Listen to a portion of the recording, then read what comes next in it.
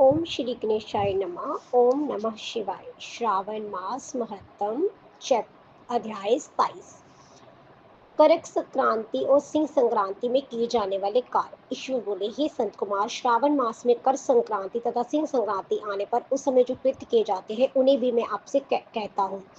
कर्क संक्रांति तथा सिंह संक्रांति के बीच की अवधि में सभी नदियां रजस्वल रहती हैं, अतः समुद्रगामी नदियों को छोड़कर उन सभी में स्नान नहीं करना चाहिए। कुछ ऋषियों ने ये कहा है कि अगस्त के उदय पर्यंत में ही रजस्वला रहती है। जब तक दक्षिण दिशा के आभूषण स्वरूप अगस्त उदित नहीं होते तभी तक वह नदियां रजस्वल रहती हैं और अल्प जल वाली कही जाती हैं। जो नदियां पृथ्वी पर ग्रीष्म ऋतु में सूख जाती हैं, वर्षा काल में जब तक 10 दिन ना बीत जाएं तब तक उनमें स्नान नहीं करना चाहिए। जिन नदियों की गति सतह 8000 धनुष तक नहीं हो जाती तब तक वह नदी शब्द की संज्ञावली नहीं होती, अपितु वह गर्त कही जाती है।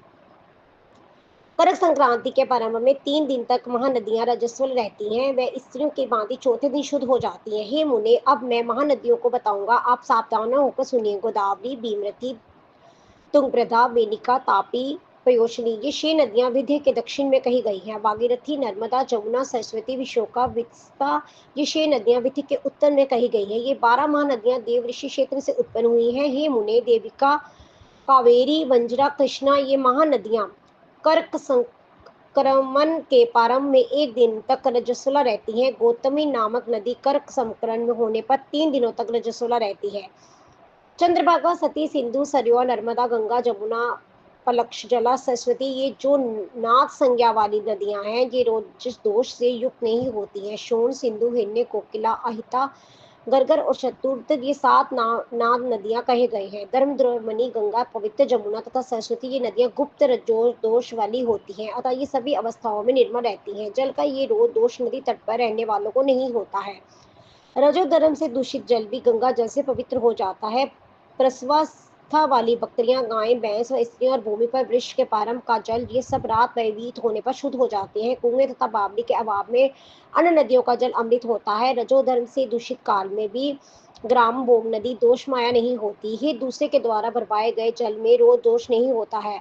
उपकर्म में उत्सर्ग में प्रातः काल के स्नान में, विपत्तियों में, सूर्य ग्रहण काल में तथा चंद्र ग्रहण काल में रजो दोष नहीं होता है। संत कुमार, अब मैं सिंह संक्रांति में गो प्रसव के विषय में कहूंगा। सिंह राशि में सूर्य से संक्रमण होने पर यदि गो प्रसव होता है तब जिसकी गाय प्रसव करती है उसकी मृत्यु 6 महीनों में हो जाती है। मैं इसकी शांति भी बताऊंगा जिसे सुख प्राप्त होता है। प्रसव करने वाली उस गाय को उसी क्षण ब्राह्मण को दे देना चाहिए। उसके बाद दीप्त मिश्रकारी सरसों से होम करना चाहिए। इसके बाद आहुतियों से दीप्त में सिंह तिलों की 1008 आहुतियां डालनी चाहिए। उपवास रखकर विप्र को जतन पूर्वक दक्षिणा देनी चाहिए। सिंह राशि में सूर्य में प्रवेश करने पर जब गोष्ठ में जो गो प्रसव होता है तब कोई भी अनिष्ट अवश्य होता है, अतः उसकी शांति के लिए शांति कर्म अनुष्ठान करना चाहिए। अस्य वाम सूक्त से तथा दक्षिणों इस मंत्र से तिल तथा दीप्त से 108 आहुतियां देनी चाहिए। मृत्युंजय मंत्र से 10,000 आहुतियां डालनी चाहिए। उसके बाद सुख से अथवा शांति सुख से स्नान करना चाहिए।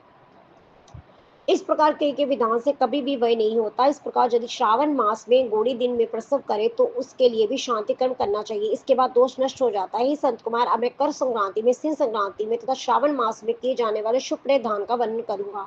सूर्य में कर्क राशि में स्थित होने पर आदित्य धेनु का दान तथा सिंह स्थित में स्थित होने पर स्वर्ण सहित शस्त्र का दान श्रेष्ठ कहा जाता है तथा श्रावण मास में दान अति श्रेष्ठ फल देने वाला कहा गया है। भगवान श्रीधर की प्रसन्नता के लिए श्रावण मास में धृत कुंभ, धृत धेनु तथा फल विद्वान ब्राह्मणों को प्रदान करने चाहिए। मेरी प्रसन्नता के लिए श्रावण मास में किए गए दान अन्य मासों के दानों की अपेक्षा अधिक अक्षय फल देने वाले होते हैं। 12 महीनों में इसके सामान्य अन्य मास मुझको प्रिय नहीं है। जब श्रावण मास आने को होता है तब मैं उसकी प्रतीक्षा करता हूँ। जो मनुष्य इस मास में व्रत करता है, जो मुझे परम प्रिय होता है, क्योंकि चंद्रमा ब्राह्मणों के राजा हैं, सूर्य सभी के प्रत्यक्ष देवता हैं, ये दोनों मेरे नेत्र हैं। कर्क तथा सिंह की दोनों संक्रांतियां जिस मास में पड़े उसे बढ़कर इसका कोई महत्व न होगा। जो मनुष्य इस श्रावण मास में पूरे महीने प्रातः का स्नान करता है वह 12 महीने के प्रातः स्नान का फल प्राप्त करता है। यदि मनुष्य श्रावण मास में प्रातः स्नान नहीं करता तो 12 महीनों में किए गए उसके स्नान का फल निष्फल हो जाता है। हे महादेव, हे दया सिंधु, मैं श्रावण मास में उषा काल में प्रातः स्नान करूंगा। हे प्रभु, मुझे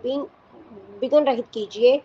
प्रातः स्नान करके शिव जी की पूजा करके श्रावण मास की सत-कथा का प्रतिदिन भक्तिपूर्वक श्रवण करना चाहिए। बुद्धिमान व्यक्ति इस प्रकार से ही मास व्यतीत करता है। अन्य मासों की प्रवृत्ति पूर्णमासी प्रतिपदा से होती है, किंतु इस मास की प्रतिपदा अमावस की प्रतिपदा से होती है। श्रावण मास की कथा के महत्व का वर्णन भला कौन कर सकता है। इस मास में व्रत, स्नान, कथा, श्रवण आदि से जो 7 प्रकार की विद्या स्त्री होती हैं, वह भी सुंदर पुत्र प्राप्त करती है। विद्या चाहने वाला विद्या पाता है, बल की कामना करने वाले को बल मिलता है, रोगी आरोग्य प्राप्त कर लेता है, बंधन में पड़ा हुआ व्यक्ति बंधन से छूट जाता है, धन का अभिलाषी धन को पा लेता है, धर्म के प्रति मनुष्य का अनुराग हो जाता है तथा पत्नी की कामना करने वाला उत्तम पत्नी पाता है।